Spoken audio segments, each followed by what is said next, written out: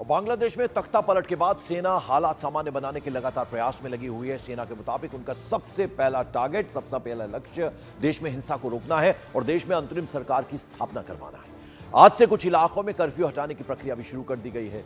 बता दें आपको कि बांग्लादेश के आर्मी चीफ वकार-उज-जमा आज आंदोलनकारी स्टूडेंट्स के नेताओं से मुलाकात भी करने वाले हैं। वहीं आज सुबह से बांग्लादेश में सरकारी, अर्ध सरकारी, निजी संस्थान, कारखाने, स्कूल, कॉलेजेस, मदरसे और जो यूनिवर्सिटीज हैं उनके समेत तमाम शैक्षणिक संस्थान खुल जाएंगे। बांग्लादेश की सुप्रीम कोर्ट के मुताबिक आज से देश की निचली अदालतों में भी कामकाज की प्रक्रिया शुरू हो जाएगी और शेख हसीना सरकार के तख्ता पलट और देश छोड़ने के बाद बांग्लादेश में सेना हिंसक घटनाओं को रोकने की कोशिश भी बराबर कर रही है। बांग्लादेश में फैली अराजकता के बीच सेना ने अंतरिम सरकार बनवाने का भरोसा भी दिलवाया है और ऐसा माना जा रहा है कि अंतरिम सरकार में नोबेल पुरस्कार विजेता अर्थशास्त्री, इकोनॉमिस्ट हैं मोहम्मद यूनुस, इन्हें प्रधानमंत्री का ये पद संभाल सकते हैं, ऐसी जानकारी मिल रही है। सूत्रों के मुताबिक सेना भी नोबेल पुरस्कार विजेता यूनुस के पीएम बनने के पक्ष में है, फेवर में है। फिलहाल पेरिस में मौजूद है मोहम्मद यूनुस। उन्होंने पूर्व प्रधानमंत्री शेख हसीना के इस्तीफा देने को लोकतंत्र बनाए रखने के लिए एक सही और उचित कदम बताया है। बांग्लादेश छोड़ चुकी पूर्व प्रधानमंत्री शेख हसीना फिलहाल भारत में ही मौजूद हैं। गाजियाबाद के हिंडन एयरबेस पर मौजूद शेख हसीना ने कल भारत के राष्ट्रीय सुरक्षा सलाहकार यानी एनएसए अजीत डोभाल से मुलाकात की थी और ऐसा बताया जा रहा है कि शेख हसीना ब्रिटेन या फिर स्कैंडिनेवियन कंट्री या फिनलैंड या फिर स्विट्जरलैंड में वो राजनीतिक शरण, पॉलिटिकल असाइलम ले सकती हैं। बांग्लादेश की पूर्व प्रधानमंत्री शेख हसीना के बेटे सजीब वाजेद ने कहा कि उनकी मां शेख हसीना फिलहाल भारत में हैं और बांग्लादेश में हुए तख्ता पलट और हिंसक घटनाओं से बेहद दुखी हैं, आहत हैं। शेख हसीना के बेटे सजीब ने यह भी कहा कि उनकी मां अब कभी राजनीति में नहीं लौटेंगी, उनकी उम्र भी हो चुकी है, 77 बरस की वो हो चुकी हैं, अपने ग्रैंड चिल्ड्रन को संभालेंगी, ये उन्होंने न्यूज़ 18 इंडिया से बात करते हुए कहा। बांग्लादेश के हालात पर भारत ने भी लगातार नजर बनाई हुई है। बांग्लादेश के हालात पर पीएम आवास पर हुई सीसीएस की बैठक में डिफेंस मिनिस्टर राजनाथ सिंह, उसके अलावा home minister Amit Shah, finance minister Nirmala Sitharaman और एनएसए अजीत डोभाल भी मौजूद रहे। आज विदेश मंत्री इस विषय पर, इस टॉपिक पर संसद में बयान भी दे सकते हैं। बांग्लादेश में तख्ता पलट के पीछे आईएसआई का हाथ होने की संभावना भी जताई जा रही है। सूत्रों का ऐसा दावा है कि आईएसआई 6 महीने पहले से बांग्लादेश की सेना के साथ मिलकर तख्ता पलट की साजिश रच रही थी। सूत्रों के मुताबिक तख्ता पलट की साजिश के लिए बाहरी देशों से बाकायदा फंडिंग की गई थी। बांग्लादेश में तख्ता पलट और राजनीतिक घटनाक्रम पर विदेशी समुदाय ने भी नजर बनाए हुए हैं। ब्रिटेन ने बांग्लादेश में हुए हिंसक आंदोलन और उसके बाद के घटनाक्रम की जांच यूनाइटेड नेशन से कराने की मांग कर दी है। अमेरिका ने भी बांग्लादेश के घटनाक्रम पर नजर बनाए रखने की बात कही है। अमेरिकी विदेश विभाग ने बांग्लादेश में अंतरिम सरकार की स्थापना के फैसले का स्वागत भी किया है। तो कल से लेकर अब तक क्या क्या डेवलपमेंट्स हुए हैं, कौन देश क्या कर रहा है, भारत का क्या रुख है, भारत का क्या स्टैंड है, इस वक्त बांग्लादेश में क्या कुछ चल रहा है और कौन कौन सी चीजें जो बंद थी वो अब खोलने के निर्देश दे दिए गए, अंतरिम सरकार बनेगी, किसके पीएम बनने की संभावना, इन सब बातों पर हमने आपको विस्तार से बताने की कोशिश की है कि आखिर इस वक्त बांग्लादेश को लेकर सिचुएशन क्या बनी हुई है और आखिर बांग्लादेश में देखते ही देखते ऐसा क्या हो गया कि शेख हसीना सरकार को इस्तीफा देना पड़ गया और भारत की शरण लेनी पड़ी। दावा किया जा रहा है कि बांग्लादेश में बगावत के जो शोले उठे उनके पीछे 3 अहम किरदार हैं। कौन है वो किरदार, जरा आपको वो दिखाते हैं।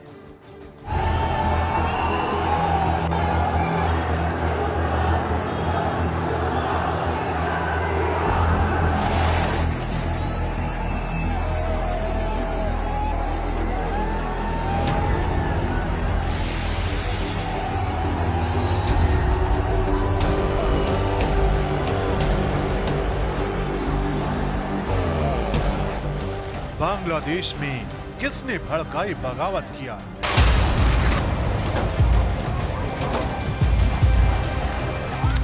किसके इशारे पर बांग्लादेश में उग्र हुआ आंदोलन?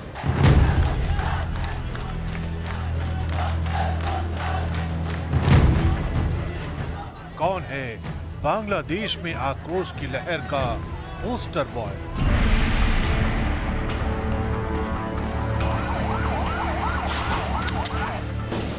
ये जलते हुए बांग्लादेश की तस्वीरें हैं। ये उस बांग्लादेश की तस्वीरें हैं जहां आरक्षण की आग में शेख हसीना की राजनीति का अतीत और वर्तमान जलकर राख हो गया।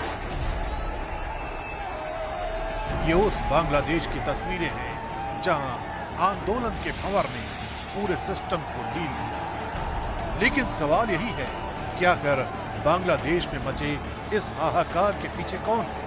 किसके इशारे पर बांग्लादेश में ऐसी सत्ता विरोधी लहर आई कि शेख हसीना का राजनीतिक करियर उसमें तबाह हो गया। इन सवालों के जवाब 3 किरदारों के इर्द गिर्द घूमते हैं, नाहिद इस्लाम, आसिफ महमूद और अबू बकर। ढाका यूनिवर्सिटी के ये वो 3 छात्र हैं जिन्होंने बांग्लादेश में इतना बड़ा आंदोलन खड़ा कर दिया कि शेख हसीना को इस्तीफा देकर और देश छोड़कर जाना पड़ा। जानकारी के मुताबिक तीनों छात्र सामान्य घरों से आते हैं, इनका कोई राजनीतिक बैकग्राउंड भी नहीं है। ये तीनों छात्र इससे पहले तक कुछ छोटे मोटे प्रदर्शनों का हिस्सा रहे हैं, लेकिन दावा किया जा रहा है कि आरक्षण की आग ने इनके अंदर इतना आक्रोश भर दिया कि ये बांग्लादेश की सत्ता से ही टकरा गए। रही सही कसर सरकार ने पूरी कर दी, इनके खिलाफ कार्रवाई की गई, इन्हें प्रताड़ित किया गया, जिससे लोगों का गुस्सा बढ़ता चला गया। जानकारी के मुताबिक बात इसी साल 19 जुलाई की है, जब मोहम्मद नाहिद इस्लाम को पुलिस उठाकर ले गई। आरोप लगाया गया कि नाहिद के साथ मारपीट की गई। नाहिद के हाथों, पैरों और कंधों पर चोट के निशान थे। नाहिद ने बताया, सादे कपड़ों में कुछ लोग आए थे, मुझे मेरे दोस्त के घर से उठाया गया, मेरे साथ मारपीट की गई। जब मेरी आंखें खुली तो मैंने खुद को सड़क के किनारे पड़ा पाया। उस वक्त मेरी आंखों पर पट्टी बंधी हुई थी। दावा तो ये भी किया जा रहा है कि जब नाहिद की मां और उसके पिता ने अपने बेटे का पता जानने के लिए डिटेक्टिव ब्रांच से संपर्क किया तो वहां भी उन्हें नाहिद के बारे में कोई जानकारी नहीं दी गई। लेकिन कहानी यहीं तक नहीं थी। 26 जुलाई को यह घटना फिर हुई, जब नाहिद इस्लाम, आसिफ महमूद और अबू बकर को पुलिस की डिटेक्टिव विंग ने एक अस्पताल से उठा लिया। तब पुलिस ने बताया कि तीनों को सुरक्षा कारणों से हिरासत में लिया गया है। मीडिया रिपोर्ट्स के मुताबिक नाहिद को लोहे की छड़ों से पीटा गया, जबकि आसिफ को एक इंजेक्शन दिया गया, जिससे वो कई दिनों तक बेहोश रहा। আমরা সকালের মধ্যেই আমরা এই সরকার গঠনের প্রক্রিয়া দেখতে চাই। রাষ্ট্রপতির কাছে আহ্বান থাকবে যে দ্রুত সময়ের মধ্যে ডক্টর মোহাম্মদ ইউনূসকে প্রধান উপদেষ্টা করে অন্তর্বর্তীকালীন সরকার গঠন করা হোক। बताया जा रहा है कि तीनों छात्रों के साथ हुई इसी प्रताड़ना ने आंदोलन को ऐसी दिशा दी कि देखते ही देखते आंदोलन का रुख बदल गया और शेख हसीना सरकार को इस्तीफा देना पड़ा।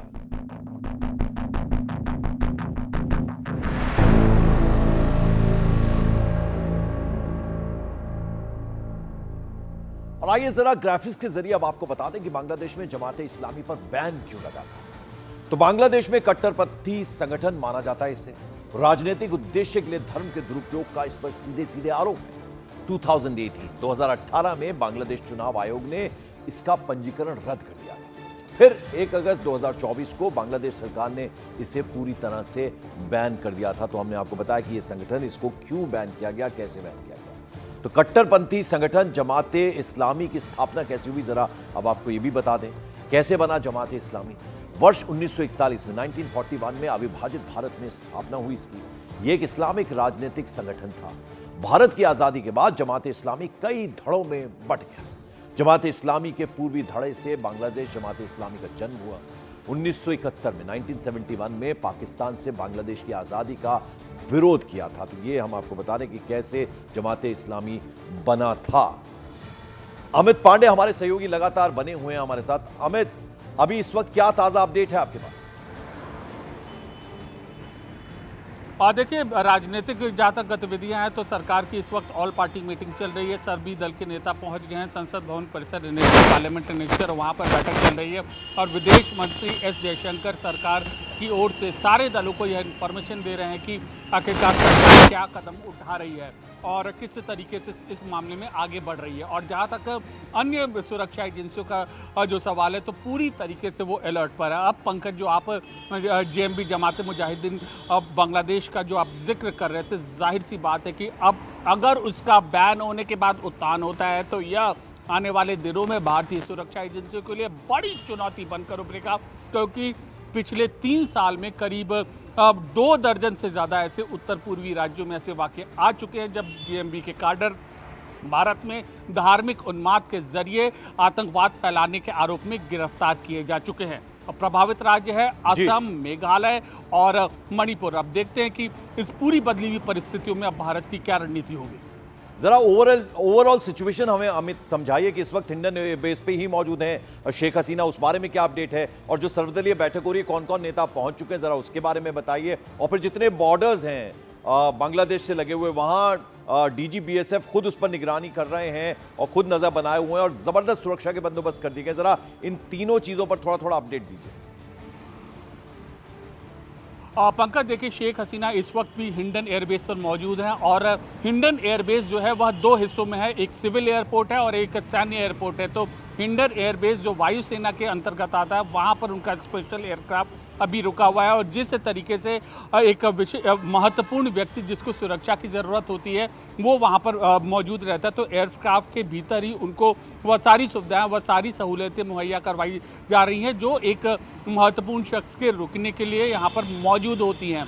और अब जैसे ही यहाँ पर क्लियर होगा कि कहाँ पर उनका अगला ठिकाना होगा, मसलन लंदन, स्विट्जरलैंड या फिनलैंड, उसके बाद आगे की कार्रवाई तय की जाएगी, लेकिन फिलहाल वो वहाँ पर रुकी हैं। अब दूसरी ओर सीमावर्ती इलाके है तो 4000 किलोमीटर से ज़्यादा बीएसएफ का जो इलाका है जो भारत बांग्लादेश सीमा को गार्ड करती है, उन सभी जगहों पर पिछले 3 दिन से हाई अलर्ट है। बीएसएफ के सारे अधिकारियों को, सारे जवानों को सीधे तौर पर उन चौकियों के पास जाने को निर्देश दिए गए हैं जो बांग्लादेश। बिल्कुल बने रहे आप हमारे साथ। तो आपको बता दें सर्वदलीय बैठक जो है वो शुरू हो गई, उसकी तस्वीरें हम आपको दिखा रहे हैं।